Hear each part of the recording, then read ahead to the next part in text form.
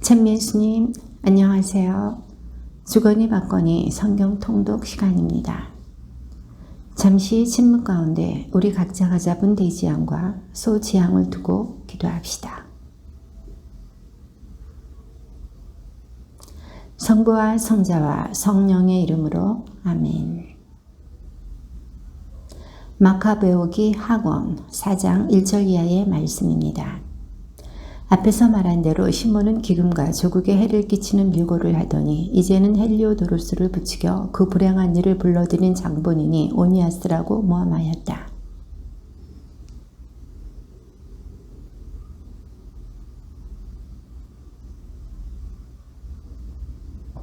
오니아스에 대한 시몬의 적개심이 점점 커져 시몬의 신복 하나가 살인을 저지르기에 이르렀다.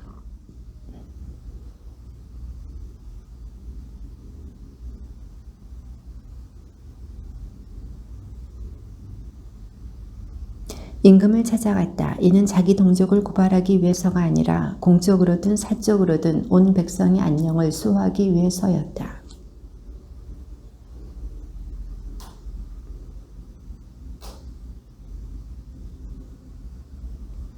셀레우코스가 생을 마감하고 에피파네스라고 하는 안티오코스가 왕좌를 이어받았을 때 오니아스의 동생 야손이 부정한 방법으로 대사제직을 차지하였다.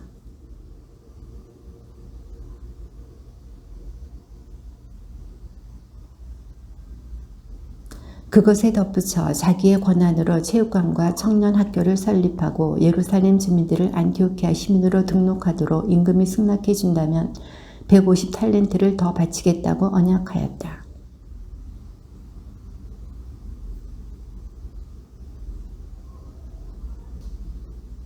그는 유다인들이 에우플레모스의 아버지 요한을 통하여 다른 임금들에게서 얻은 특전들을 폐기시켰다. 요한은 전에 로마인들과 우호동맹을 맺기 위하여 사신으로 왔던 사람이다. 야손은 법에 맞는 생활 양식을 없애버리고 법에 어긋나는 새 관습들을 끌어들였다.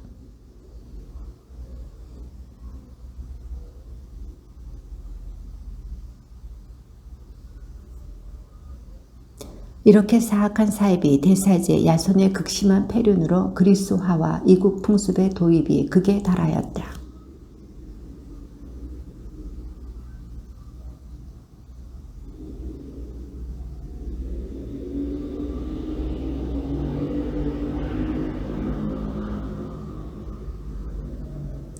그들은 이렇게 조상들이 명예롭게 여긴 것을 멸시하고 그리스인들이 영광스럽게 여기는 것을 가장 훌륭하다고 생각하였다.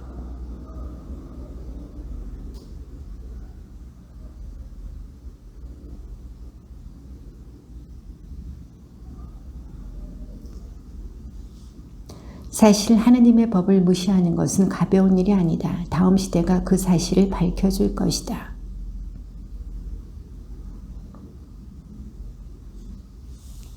비열한 야손은 예루살렘의 안티오키아 시민들을 대표하는 사저들을 뽑아 파견하면서 헤라클레스 신에게 희생 제물을 바칠 비용으로 온 300드라크마도 가져가게 하였다. 그러나 그 돈을 가져가는 이들은 그 돈을 희생 제물의 비용으로 쓰는 일이 합당하지 않으므로 다른 데 써야 한다고 생각하였다.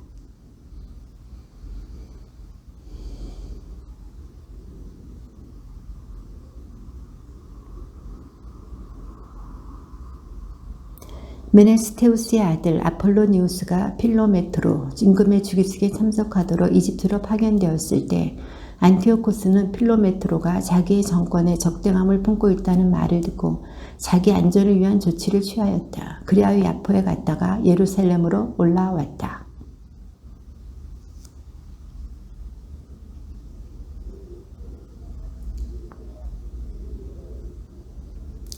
세히디의 야손은 앞에서 말한 시몬의 동생 메넬라우스를 보내어 임금에게 돈을 가져가고 몇 가지 필요한 일에 관하여 결정을 받아오게 하였다.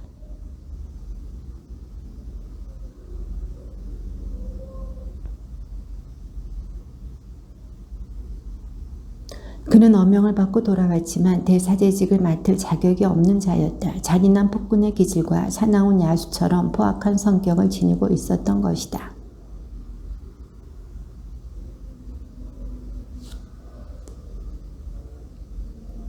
메넬라우스는 대사제직을 차지하고 있으면서도 임금에게 약속한 돈을 제대로 바치지 않았다.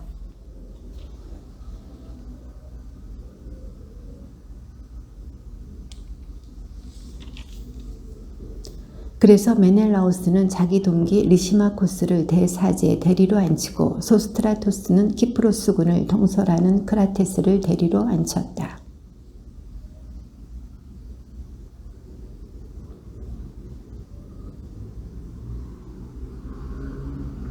그래서 임금은 고관들 가운데 하나인 안드로니코스를 대리로 세워두고 사태를 수습하러 급히 그리로 갔다.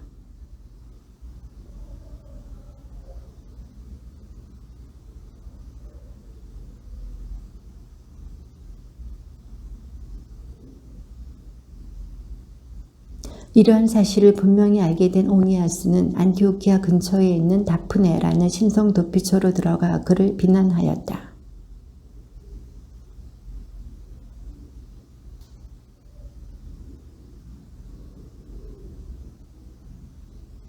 그래도 계속해서 의심하는 오니아스를 설득하여 신성 도피처에서 나오게 한 다음 정의도 아랑곳하지 않고 그를 바로 죽여버렸다.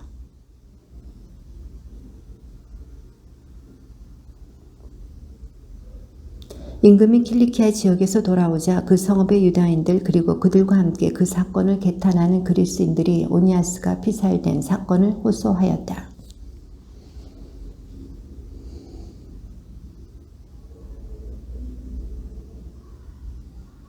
분노에 휩싸인 안티오코스는 안드로니코스의 자주색 옷을 벗기고 다른 옷까지 찢어버린 다음 그가 오니아스에게 못할 짓을 저지른 바로 그곳까지 온 성읍을 가로질러 끌고 가서 그를 죽여버렸다. 주님께서는 이렇게 그가 마땅히 받아야 할 벌을 내리셨다.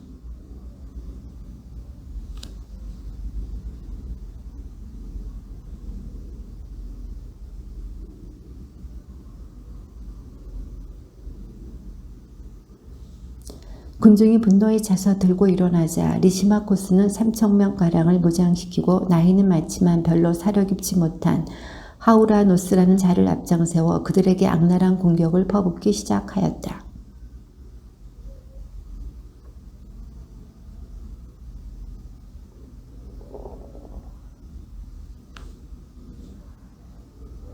그 결과 그들은 많은 사람에게 부상을 입히고 더러는 죽였으며 나머지는 모두 내쫓아 도망가게 하였다.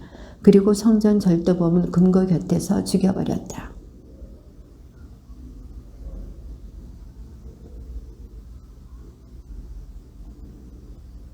이미 진 것이나 마찬가지인 메넬라우스는 도리메네스의 아들 프톨레마이오스에게 임금을 설득시켜 달라면서 많은 돈을 주겠다고 약속하였다.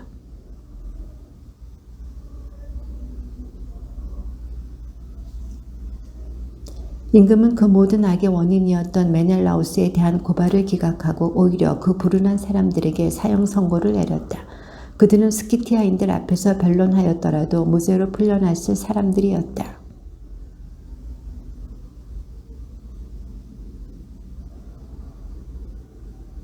그래서 티로 사람들까지도 이 불의한 처사의 혐오감을 드러내며 그들의 장례식을 성대하게 지내주었다.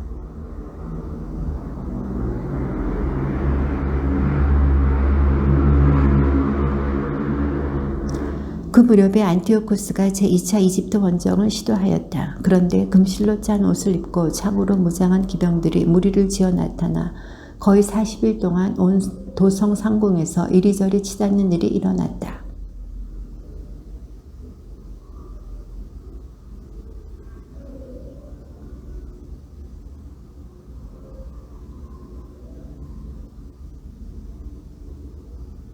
이 발현을 본 이들은 그것이 모두 좋은 징조이기를 바랐다.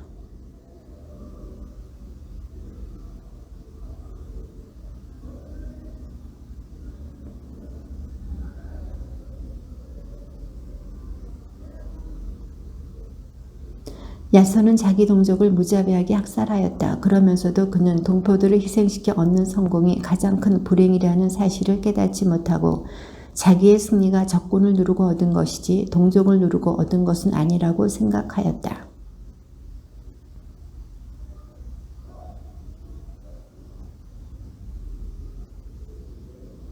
그러고 나서 비참한 최후를 맞았다. 그는 아라비아인들의 통치자 아레타스에게 감금되었다가 모든 이에게 쫓겨 이 성읍 저 성읍으로 도망다녔으며 법을 배신한 자로 미움을 받고 조국과 동족을 박해한 자로 혐오를 받다가 이집트로 쫓겨났다.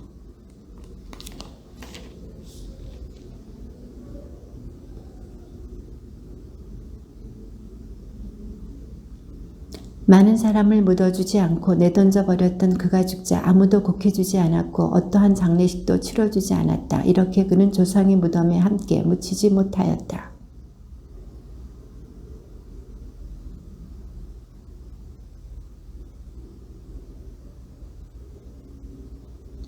그러고 나서 걸리는 사람마다 사정없이 칼로 쳐 죽이고 집으로 들어간 이들도 학살하라고 군사들에게 명령하였다.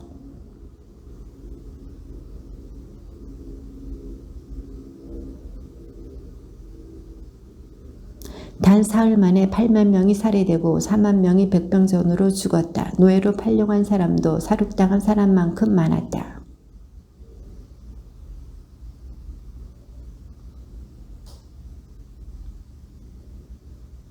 그는 거룩한 기물들의 부정한 손을 대고 다른 임금들이 그곳의 발전과 영광과 영예를 위하여 바친 예물들을 더러운 손으로 휩쓸어 갔다.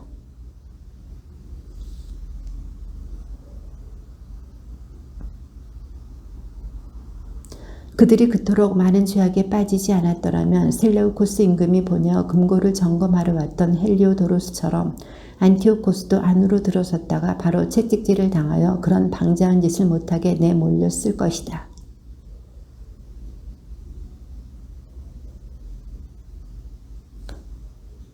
그래서 이곳은 백성의 불행을 함께 겪고 나중에 혜택도 함께 누렸다. 전능하신 분의 진노로 버림받은 이곳은 위대하신 주님과 화해하게 되었을 때 다시 그 모든 영광을 되찾았다.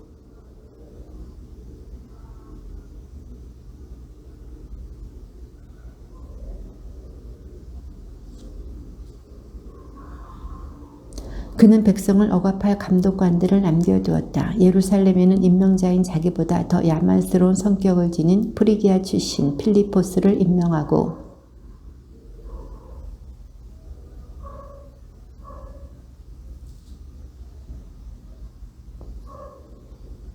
안티오코스는 미시아의 수령 아폴로니우스를 군사 2만 2천 명과 함께 보내며 장정들을 모조리 학살하고 여자들과 아이들을 노예로 팔라고 명령하였다.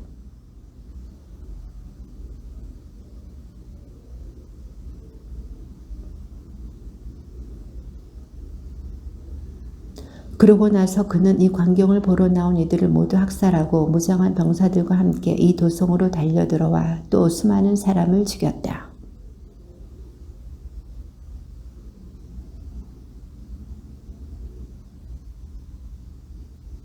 주님의 말씀입니다.